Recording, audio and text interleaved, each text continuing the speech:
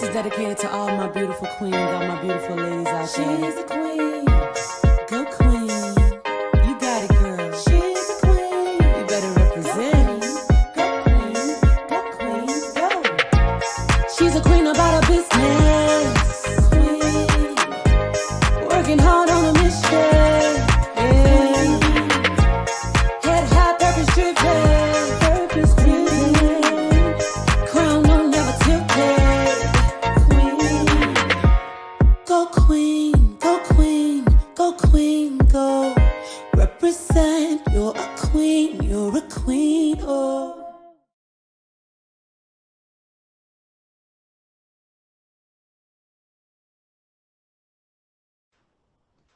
So thank you guys for joining another episode of the Q Chat podcast. So today I have Erica Warren, and she is the co-host of the Dope Discussions podcast. So we're going to have a cool discussion today. We're just going to talk about just some things to notate and just having a healthy dating life, being healthy in the single world, you know. So there's a lot of talk and discussion recently, obviously, with the whole thing that happened with Derek Jackson. So we just want to go ahead and talk about some healthy things to notate. So I want to go ahead and give her the floor. How are you doing today? I'm great. How are you? I'm doing good. I'm so excited that we get to talk. I know we've been trying to do this for a while. I know we've been playing email tag and message tag for weeks, but we finally got it. I'm so glad to be here. Thank you for inviting me.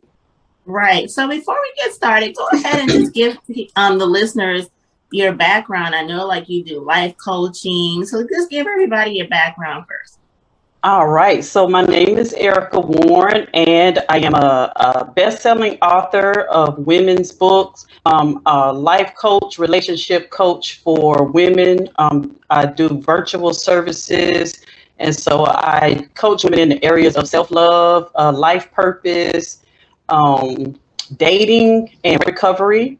And I'm also the co-host of the Dope Discussions with Erica podcast, where me and my co-host, we just talk about all kinds of current topics, you know, relationships, self-improvement, current events, things that are going on in the world today, you know, racism, everything. We give a fresh perspective, but then we also have fun with it and we make it entertaining. And it's kind of like my therapy. So, you know, growing up as young girl, I didn't talk a lot, very introverted. So I kept all of my thoughts to myself. So now being a podcaster, all the thoughts that are in my head come out of my mouth and it helps me really. So I love it. I definitely think podcasting is extremely therapeutic for the host. It is. For sure.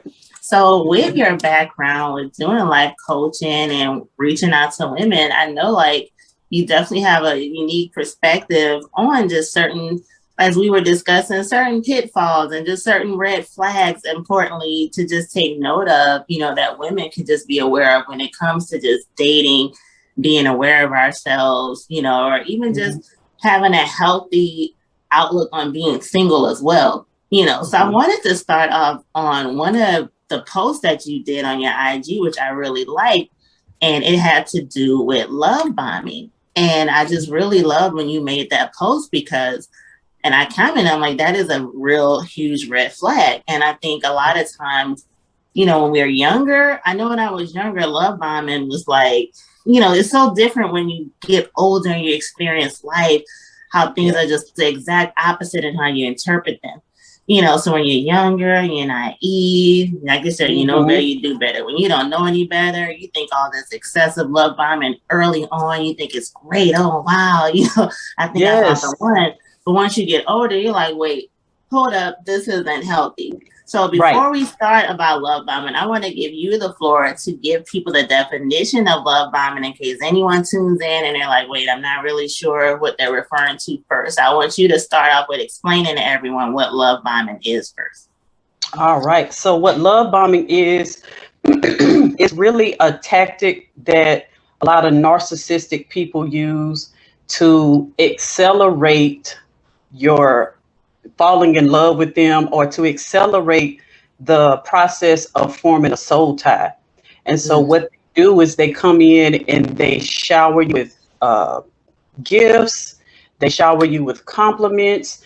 They proclaim that you're their one and only. They've been looking for you all their life, and then you believe it as well. They're so convincing, and for a certain period of time, they just come on real hot and heavy to where that saying, they sweep you off your feet. That's exactly what they do. And for somebody who is young and inexperienced, and if you have a romanticized idea of what love is supposed to be and how a man is supposed to pursue you and chase you fervently, that will make you believe that, oh, wow, this is the one. This is going to be my forever person, my husband. And you fall hard and you fall fast. And then as soon as they know they have you where they want you at, that's when they take off the mask. And that's when they start to show they behind. Right. I love how you broke that down. And it's true. One of the main points I like is how you mentioned, like if you're younger and you have this idealized version in your mind, like you romanticize what it is to find the one, you can easily fall into that trap easily. And I think another thing with love bombing, it's also to see if that partner, that person that love bomber is trying to pursue, is to see how vulnerable they are too. It's like, yes. I feel like to get their hooks in them, like, let me see how they receive this, because someone that's really on their game or has been more experienced and that's more aware, they can catch early on, like, you know what, no, this isn't going to work. But yeah, if someone is in a vulnerable state, and I won't even really put age into it, because I feel like, because we're both single mothers, we've been married, and I know like sometimes people have this thing in their mind where they feel like they have to like be like a serial monogamous. Maybe just hop in relationship to relationship because they're trying to like fill a void, especially sometimes when you have a broken marriage or a long-term relationship that didn't work out. It's like sometimes people get in their mind, oh, well, let me just prove that I'm lovable. And it's like, you don't need somebody to actually to prove that, to be honest. Exactly. And it's exactly the opposite. When you find someone who always has to be in a relationship with someone else, that just goes to prove that they don't believe they're lovable. Because if you can't stand your own company and be in your own company and love being by yourself, why should you expect somebody else to love you? And in our subconscious mind, we don't even think, when we're dealing with somebody who we kind of know they're insecure and they really need us to validate them, we kind of devalue them and we kind of feel like we're a little bit above them. And so we can treat them subpar, and we can get away with it because we know they look up to us for their validation. So whenever you have a low self-esteem and then you put your all into another person, you subconsciously set them up to treat you on a lower level. And they don't realize it at first. You don't realize it at first either, until you start to get deep into the relationship and you start to see the dynamics and you realize you're not getting everything back that you're giving to them. Then you complain about it, but it was really a setup from the beginning. And, you made a good point. If you can't, and see, that's why, like, I do talk about self-love a lot, because I just feel like when you really have a sense of yourself and understand your value and your true worth, it changes the game.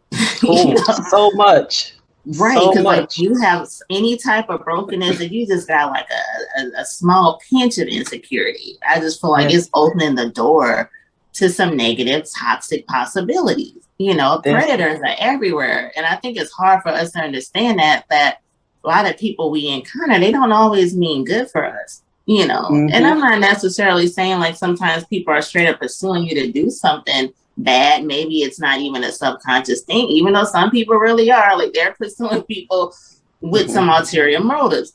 But, on the other hand, I just feel like when you have that sense of, okay, I know my value, I know my worth, I know what I should put up with and what I should not deal with, I know what's healthy versus what's unhealthy. It's like a a propeller. Like it just knocks all that stuff away from you. But the thing is, not everyone, you know, like I say, I try to say it a lot. At least I'm hoping I'm saying it a lot on the show. It's like you don't just wake up in the morning and have that sense of, you know, I just love myself. Everything's great. Now you do, but most people, you know, have to go through a journey, process. It's right, a process to get to that point. You know, I've definitely had some toxic relationships. Yes, it's definitely day to day. Day to day. My marriage was very toxic. It had that narcissistic empath dynamic. And I was coming from a broken place of not having my father in my life and that void, trying to fill that void, you know, with another man. And so I was willing to, accept, you know, abuse. My guess, I want to ask you, Miss King Akbar the Great, how do you define a queen?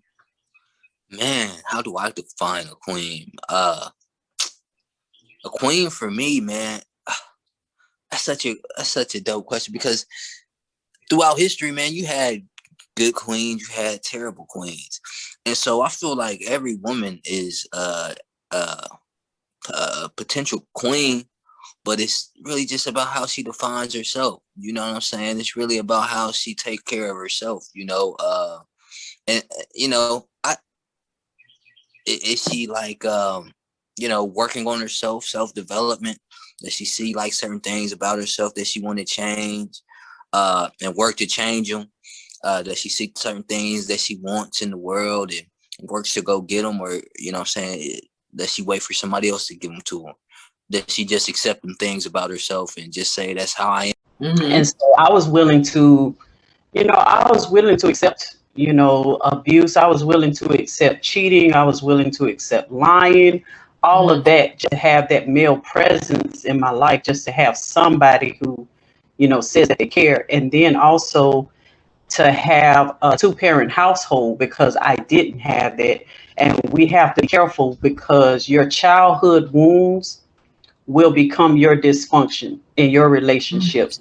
The thing that you feel like you missed in your childhood will be the thing that you chase in relationships. And you want your partners to fix what was broken in your childhood, and it just sets you up for more toxicity, more damage, more disappointment, and then it repeats that cycle over and over again. And then that's when I realized, you know, about 4 years ago, I just took myself completely out of dating and everything, because I realized that was my pattern, and I had never faced myself. I was pointing the finger at everybody else and all of the other men and being like, I'm a good woman. I treat every man good. Why do they always do this to me? And it's like, because they see something in you that they know they can get away with it. So you got to go see what's going on with you and sit down and get healed before you put yourself back out there. Girl, you just said a word, okay? Like when I say you just said an absolute word in all caps, yeah. Number one, what you mentioned about the childhood, you're right. Whatever we have lacking in our childhood, you know, everyone wants to be loved. Everyone wants to be full and whole. You seek that as an adult, and we don't, you know, like it's a subconscious thing, I think. You know, I don't think we fully understand what we're doing sometimes, you know. And I grew up in a 2-parent household, but it wasn't like a Claire and Cliff situation, right? You know, so in my mind, I had this idea of what a couple in a marriage is supposed to be. Now, if it was a healthy perception, no, because, you know, when I was in an extremely toxic marriage, I thought that it was normal, and I was going through so much, and I was like, okay, well, I was conditioned that, well, this is just a part of it. You know, you go through all this bad stuff, they get better eventually. You know, it was a real terrible warped sense of reality. You know, and I think the sad part is, Black women have been conditioned to believe in that struggle love.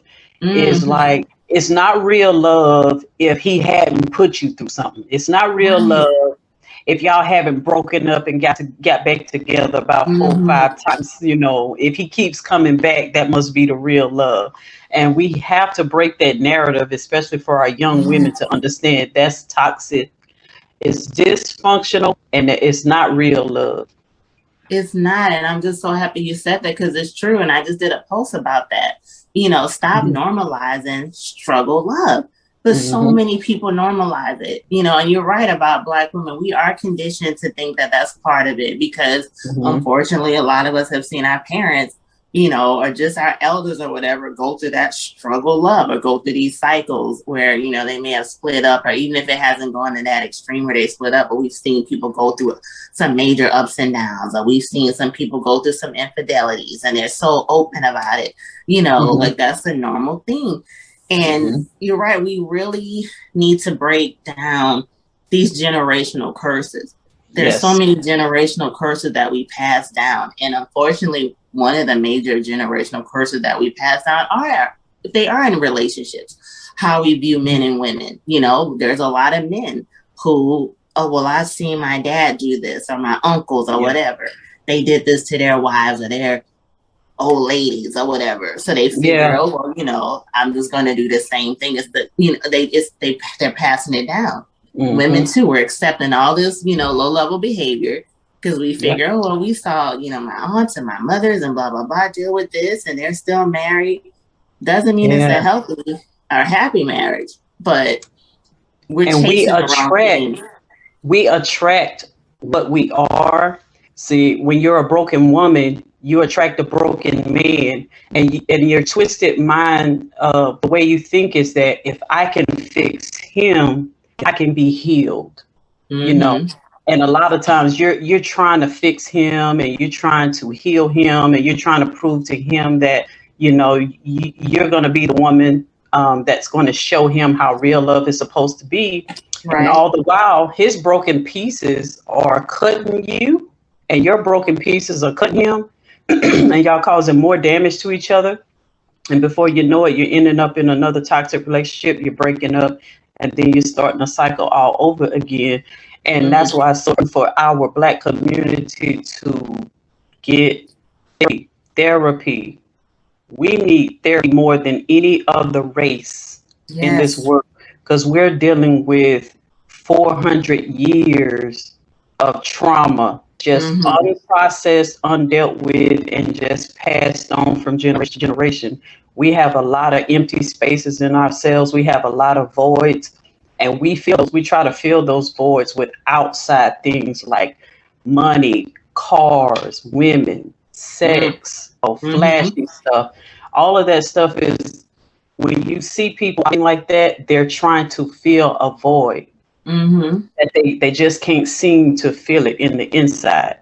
And once we start addressing that kind of stuff, then we can start having more healthy relationships and passing that down to our kids.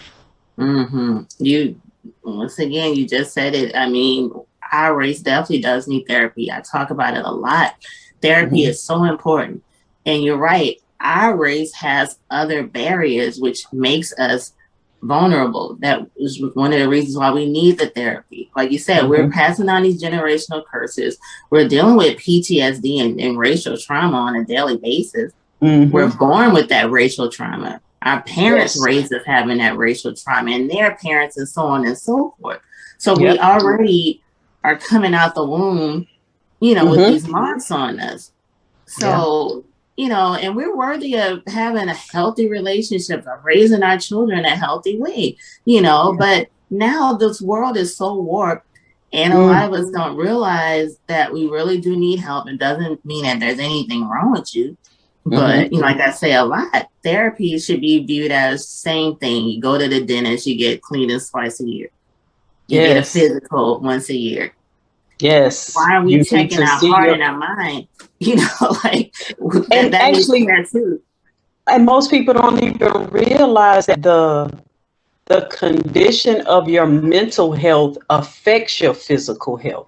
If you are sick in the mind, if you are unhealthy in your mind, it's going to translate into how you treat your body. It's going to translate into the way you eat. It's going to translate in the way that you think. All of that stuff is affected by our mental health. And so I'm not understanding why it has not been pushed in years past that you get a checkup in your mind just as much as you check up your body.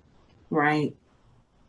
And we need to start pushing that narrative. I mean, if nobody else is going to come in our communities and teach us this stuff and push this to us because they don't have any, you know, they don't have any investment in it. So we have to do it from the inside out. Right. And I think the problem is because once again, in our community, there's a stigma on therapy. There's a stigma, honestly, on a lot of things that are healthy. Yes. That's why I was saying we need to stop normalizing negative things. Like we normalize, having children without 2-parent families, born in marriage. We normalize infidelity. We normalize abuse. Honestly, a lot. We normalize that like too much. We normalize debt. We normalize struggling. Like you name it. And we actually attack things that look familiar to us.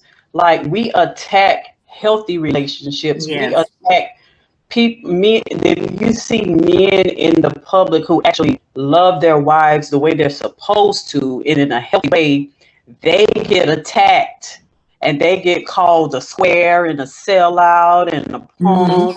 They tear them down, but other men, and if they're public and if they're abusing their women or if they're cheating and having all these different multiple relationships, you praise those people and you look up to them, and that's who your role model is. That's who you want to be like.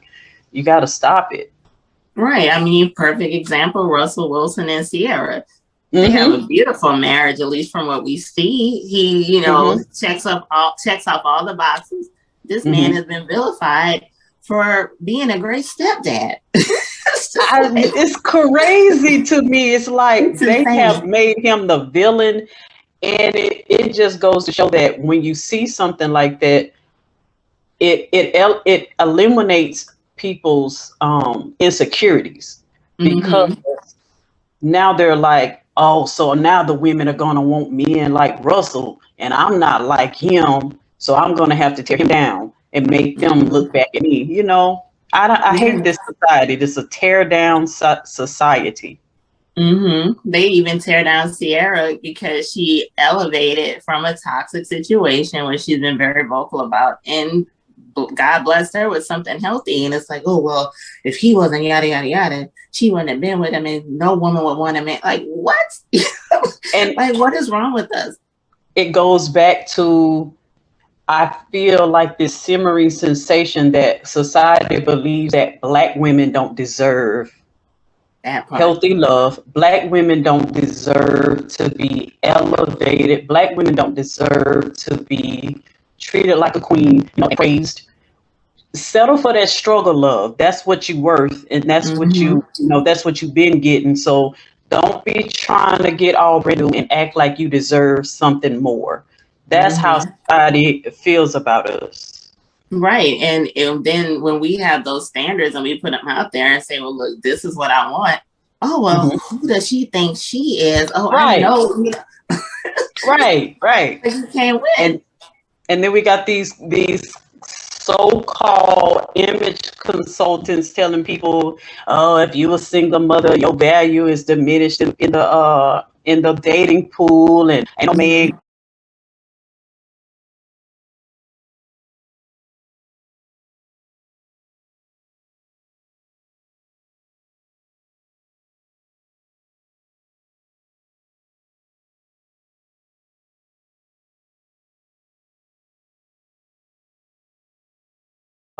in the dating pool, and ain't no man want you. This is the stuff we grew up hearing as little girls. We don't need grown men out here still saying the same stupid, toxic masculine stuff. Come on, grow up. Right. And the foul part about it is it's coming from men. Like, as far as, you want to throw like a Kevin Samuels, it's like, first of all, for a man to say that, and then secondly, I never hear anyone ever say, well, a black man that has all these multiple baby mamas, that willingly spreads their seed like fertilizer, makes them, at the bottom of the dating pool. I never hear those You never hear that. It's only about women. It's only about black women. It's like, seriously, like, I just think it's ridiculous. And the narrative definitely needs to change, because it's ridiculous, it's demeaning, it's insulting, and a lot of times these gurus that say that stuff, I'm kind of like, where's your mother at? Like, how are you raised? Let's go check your closet and let's see all the skeletons that fall out of your closet while you're out here, like you're assigning value to people who you have no authority to assign value to, because only God has that authority. And who are you to tell one woman that she's more valuable than another woman, depending on the way she was raised or her life situations or some of the things that she's gone through? Who are you to assign value to her? Right. We definitely live in a broken society, unfortunately, where, it's a lot of generational curses. I mean, that's just the only way to clean that up. It's generational curses, plain and simple. We're preaching the wrong things. We're vilifying the right things. We have all this negative, energy as far as advice is, it's coming from broken people that's trying to pass on their crazy dogmas, and there's always something that instead of uplifting, it's always something to, knock somebody down. It's just, it's really sad. So that's why things like this, what you and I are doing, these kind of conversations are so important, because we have to offset some of that negativity that they're putting out there.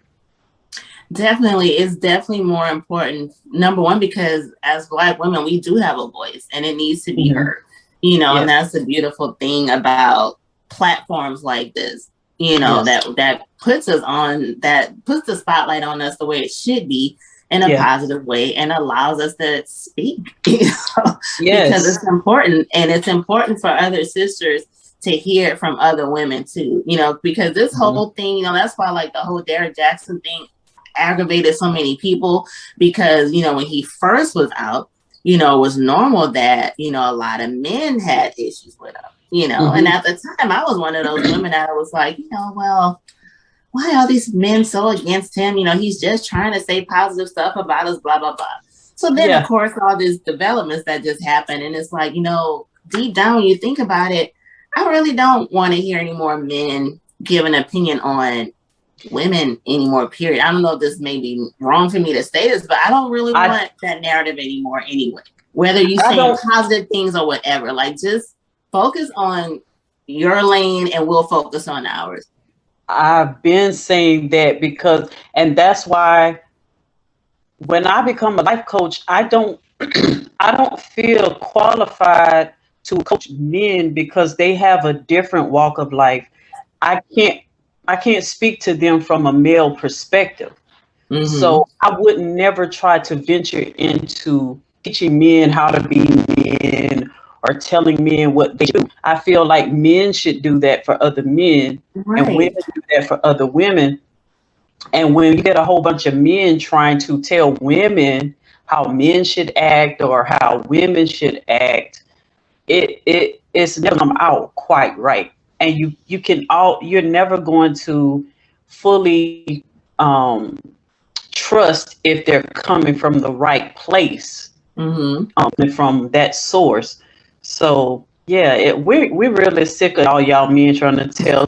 I mean, and it's like it's always geared toward women. You're not teaching men about going to see therapy. You're not teaching men about what they should do to be leaders in their households and leaders in their community. It's all geared toward the women.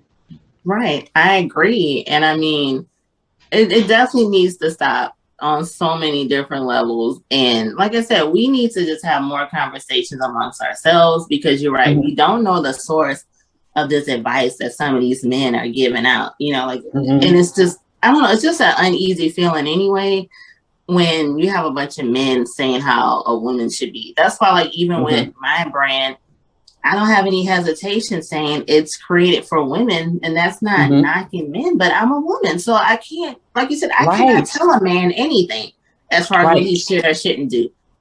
You know, I can't really give you that true perspective. I've never walked in your shoes and vice versa. There was a situation where I posted a meme in my IG story, and it was just a meme saying, you know, it takes a lot of balls to be a woman. And like a guy had inboxed me and was like, you know, I don't really like that saying, you know, I feel like women, blah, blah, blah. And I was like, you know, hold up, sir. I was like, I said, first of all, that meme wasn't for you. I said, and secondly, you've never walked in a woman's shoes. So it's like, you know, I was kind of like, whatever, like, you really can't speak on that situation. You know, I said, and I told him, I said, this is the exact example of it now. Like, we can't even assert ourselves or give our own opinion of our experience without a man giving an opinion on it, you know, and I never say divisive things, but it's like, sometimes some guys, I feel like they have this authority or the audacity to speak on women. You know, and it's like, I think audacity must be on half price sales. Everybody got some. Yes, exactly. I had a guy do that to me one time. I posted something on my page and it was, you know, geared towards women, and he came in my comments and he was like, I see you posting stuff for women, but what about the men? You're not. I said, if you feel that men need this information, then you go make a post on your page, sir. But my ministry is for women. And if you keep on, I'm going to block you. Right. You know, and it's rightfully so, because I just feel like, let us have our platform. You know, we're not harming anyone else, but let us speak of our experience. You know, it is what it is.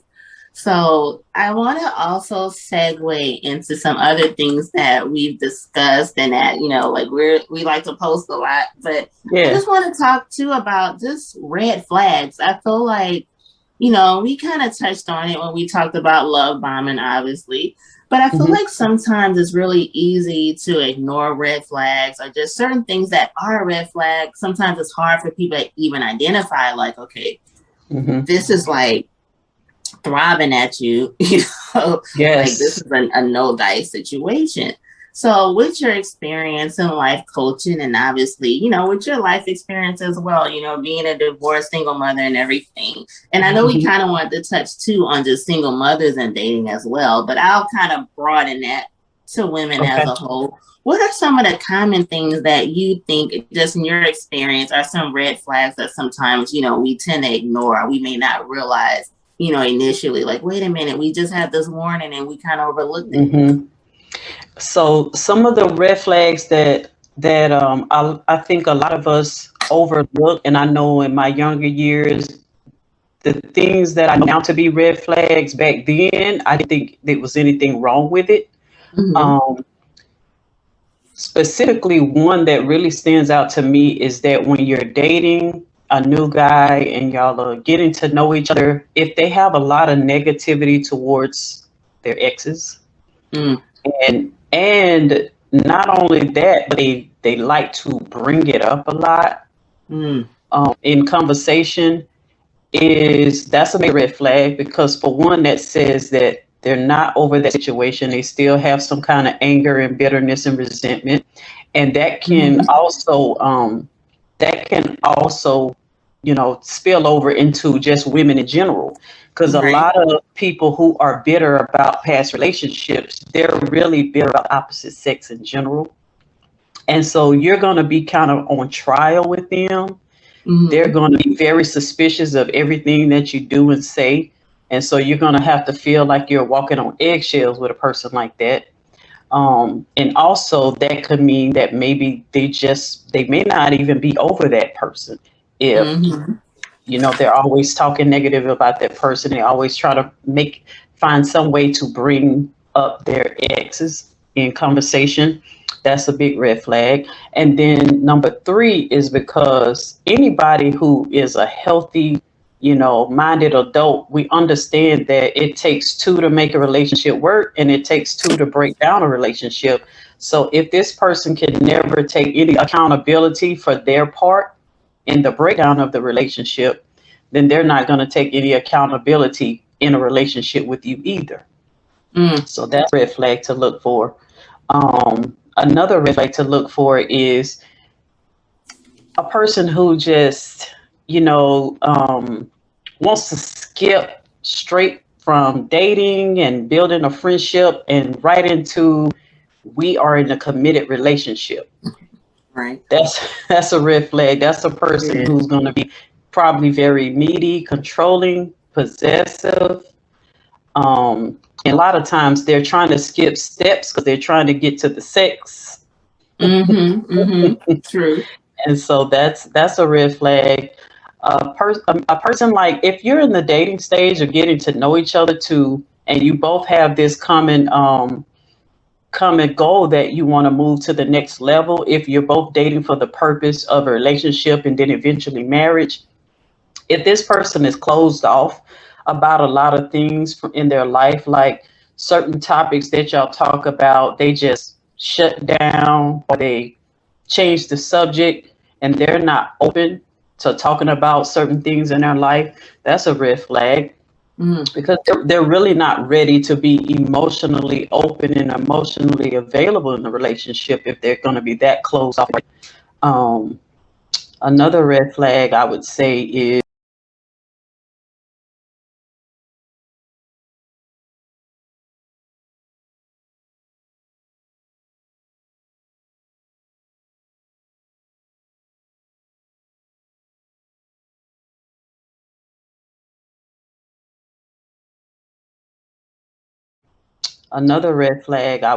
is just like talking about sex early on in the dating process, being real sexual.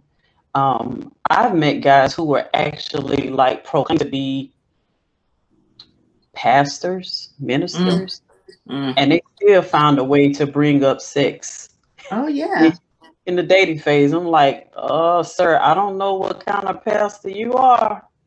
I mean, it's common to me. It's like, I'm a woman, you're a man. I know we're attracted to each other, so that's going to come up. But it seems like you're trying to steer the conversation in that way, and it's unnatural, and it's a red flag for me. Right. I'm the same way. Like when in any situation, when a person starts talking sexually, like, I mean, right off the bat, for me, it's a turn off. I mean, to each his own, but to me, I'm just like, no, like it's not that type of hype, and I also feel too, you gotta watch how a person refers to that past relationship. I've been in situations like that. I don't do exes. So it's just like, if you come in the gate talking about an ex a lot, something's not right. I was in a situation where someone who I was in a past relationship with, and someone they started dating, and this is a small world, and that person mentioned how, like, I was always a subject of conversation. And I was like, first of all, what's wrong with you that you engaged in conversations about me? And that person was still trying to rehatch a relationship with me anyway. So I'm like, as a woman, I'm like, you didn't notice that was a red flag? And it's like, why? It was just so many problems with that situation. I'm like, why would you engage in that? Because a man can't bring up an ex to me. Like I don't engage in that. Like, if you start talking about an ex, I'm not dealing with that, because I don't want to hear about another woman. And to me, it's such a huge lack of maturity too. It is. And it's like, if y'all have like a nasty breakup to the point where like that person's still coming out your mouth, the whole something's not right. It's not, it's a messy situation. Either y'all still dealing with each other, probably, or either way, it's drama, it's messy, and I don't want any parts of it, and I think that's, I noticed that with some women, like, and I think it goes back to insecurity. Some women like kind of feed off of that, because they're in the, oh, well, I'm better than your ex type of thing. He must love me more. It's like, if I got to compete with a ghost, I don't want you. I'm sorry. And that I'm glad you brought that up. That could be a test, because if a guy is bringing up his ex he's testing this woman to see where her insecurities are, because Mm-hmm. if she continues to let him talk about the eggs and she feeds into it, and it's kind of making her feel like I'm going to be better than the ex, and there's Mm-hmm. probably no chance he would ever want to get back with her. He recognizes that's an insecurity in her, and that's why he's feeding her Exactly. that. Yep, and he knows he can really. This is to me. It's like you're subconsciously telling that person, "I'll accept all your BS Hmm. because I'm in a Hmm. competition with somebody who's not even competing with me, and I'm trying to win." Because, like you said, it's trying to fight off an insecurity. Yes. Toxic people and abusers and narcissists. If there's 50 people in the room, but there's that one person that has a blaring insecurity, they know who to find. Hmm. So They have a sensor for it. they do. They definitely Yes. do. And that's a definite scary thing. So what's your take on just healthiness, healthy dating, or Hmm. just how to handle singleness in a healthy way? I think sometimes, and I posted a meme on my personal page that said, wife may sound better than girlfriend, but single sounds better than stupid, Hmm. because I think we also live in a society as well where like being single is like, oh my God, you're single. Why? It's like there's so many reasons why. Sometimes people choose to be single because, you want healthy relationships. It also takes work. And sometimes it's like, hey, maybe I don't want to deal with this right now. Some people, are happy being single by choice. And some Right. people, like I've said too, even if you are in a season, there's nothing wrong with saying, hey, I want to have a healthy relationship. I want to find my next wife or husband. I feel like there's nothing wrong with that too. But Yes. it's just how you live in that singleness. Still understand that there's nothing wrong with you. You can still be happy and live your Hmm. life. So A what's your full life. take on exactly? So what's your Hmm. take on just having that healthiness, as far as being single and also just in the dating world? Like I said, we are Hmm. single mothers and we touched on that a little bit, but just as a whole, because I feel like we, unfortunately, sometimes people put down being single, or people say things like, oh, so-and-so need a man. And it's like, Yeah. seriously, it's like, what's the problem? Like, what happened to people just being happy with themselves? And it's so ironic that even in the Bible, that being single and being in your purpose was the preferred way to be. God created marriage for people who could not, who just had to have somebody, or you that your sexual desire was so strong that you needed that partner. So he created marriage so that you wouldn't have to burn in hell. Mm, But he prefers you to be single so that you can really be focused on him and the purpose he has for you. And see, mm-hmm, this is how most people get derailed from their purpose, because they partner up with somebody who's not their purpose partner. They mm-hmm, partner up with somebody who actually distracts them from their purpose. And mm, so it's very important to be single and to be whole and to be fulfilled. And that all that comes from God. And that's what I had to learn when I was chasing relationships and trying to fill that void, until I stopped doing that and just let God deal with me. That's when I became good with myself. I do want a partner. I do want to be married again, but it's not like a yearning that I have to have it.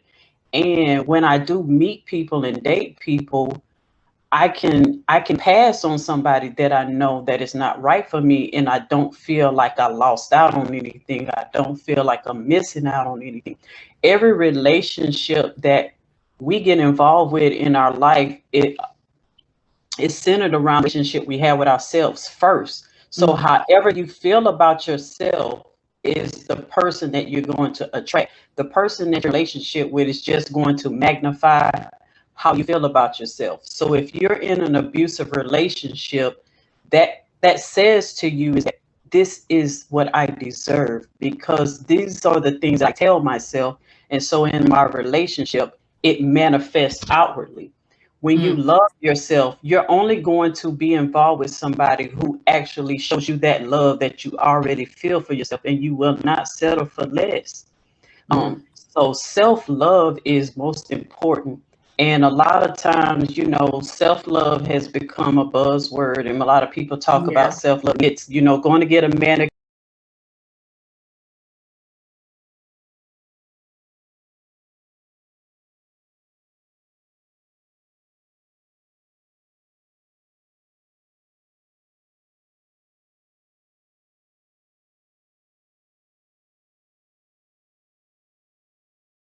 People talk about Yeah. self-love. It's, going to get a manicure, going shopping, the outward stuff.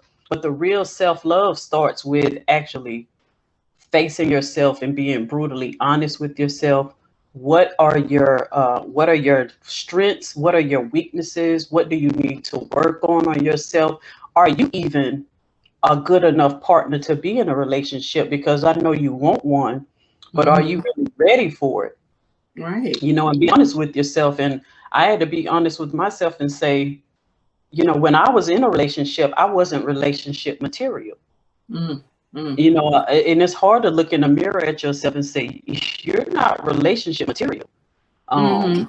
Um, because you have low self-esteem. You're not confident in yourself. You give more than you get back in a relationship. So right now you're not relationship material, and most people will never ever admit that and never face that fact. So that's why they'll continue to get into those unhealthy relationships. But Right. just finding your purpose, and surrounding yourself with people who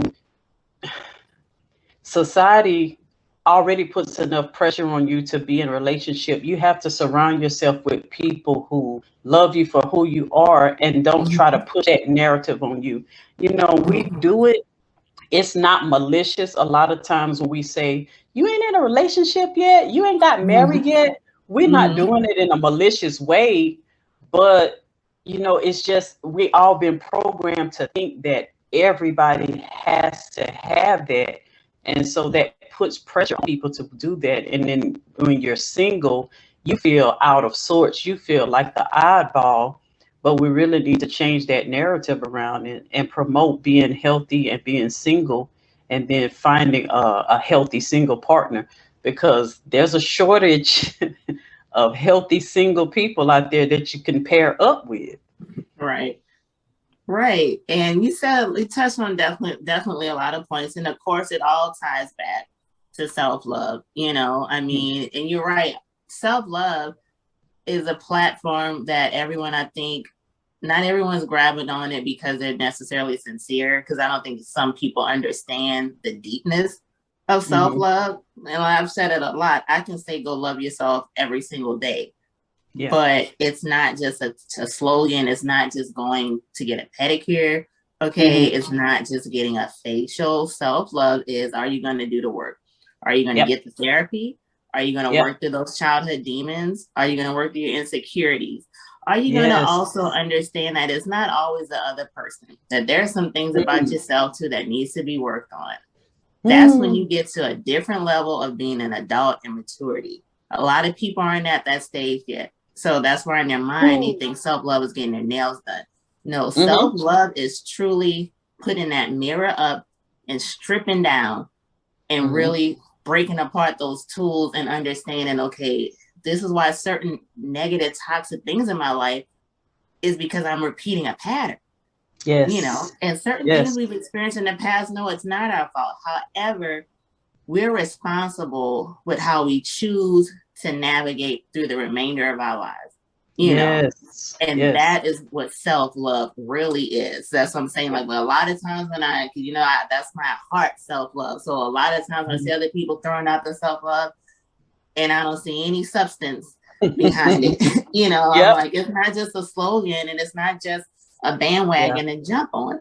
It's Yeah. work, it's therapy. It's really Mhm. looking at yourself. It's also knowing, and I mentioned this in an interview I did last week, I'm always in a state of ing. Ing means I'm going to forever be building, growing, learning, elevating, enriching. You know what I'm saying? Self Mhm. love is also being in a state where, hey, I don't know everything. I still need Yes. to learn. I still need to build. There's still things I'm changing. There's some things I got to change, Yes. like I'm Yes. evolving, and that's the thing that unless people get to that stage, you really aren't in a position, you don't have the qualifications yet anyway to Yes. be with someone else. And I Right. think if more people looked at having a partner as what it really is, and that's something serious to invite Mm-hmm. someone in your life and vice versa. It's serious. It's not just a game. Unless you put Yes. it out there, hey, I'm just trying to date for fun, and I don't knock that. But as far Right. as people that really want to lay up with people, call themselves wanting to be a wife or a husband to somebody, and you haven't done the work, that's a Mm-hmm. dangerous situation to put yourself in. You're not And qualified. yes. Just like sometimes people are like, oh, well, you're not ready to have a child. Do people ever really look and say, well, hey, you're not ready to be in a relationship right now. You're not ready to date. There's some work that you need to do. Yeah. And it's just so many different layers, Yeah. to get Yeah. into a healthy stage. So Yes. before we end everything, and this has just been a great chat, and I'm so happy we finally had a chance to link up and drop these gems. So I of loved course, it. you know how I end every single show. I do ask every one of my guests to please tell me, how do you define a queen? So I want to ask you, Miss Erica Warren, the co-host of Dope Discussions podcast, how do you define a queen?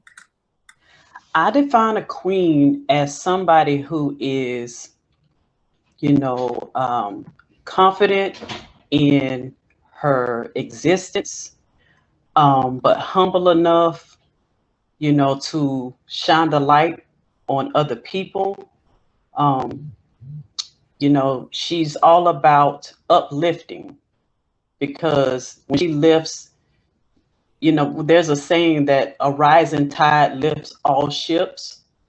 And a queen, she doesn't want to go alone. She doesn't want to elevate herself above everybody else. She wants everybody to come up on the same level and be elevated and shine together. So that's my definition of queen, is somebody who shines her light on other people and then helps them shine their light as well. Awesome. I love it. So before we end everything, make sure you tell everyone, all the listeners and the viewers, how they can find your information and how they can reach out to you. Well, you can find the podcast is called Dope Discussions with Erica. On Instagram, it is Dope Discussions Pod. You can find us on YouTube. You can search for Dope Discussions with Erica podcast on YouTube. Follow us there. If you are interested in my life coaching business, on my Facebook page, it's called Coach E's Life Coaching Services. So just type that in and then follow the page, and all of my contact information is there. And that is how you can contact me. Awesome. Thank you again, Erica, for a great conversation. And just a reminder to everyone, whatever stage that you're in, just make sure that you focus on self-love. Like whether you're at a stage of you just getting you're at a stage where you're transitioning from a terrible relationship, possibly, or a divorce, or you're in a stage where you're embracing singlehood because you're working on things, you're trying to find your purpose. Or on the flip side, you may be at a stage where, hey, you've listened to that conversation, you're like, hey, I've done the work and I'm ready for my spouse, I'm ready for my husband or my wife. And that's 100% fine. But just make sure, whatever stage that you're in, just make sure that you still love yourself and that you still do the work to just be healthy, happy, and whole. So thank you guys again for joining another episode of the Cute Chat, and make sure you guys go love yourself. Go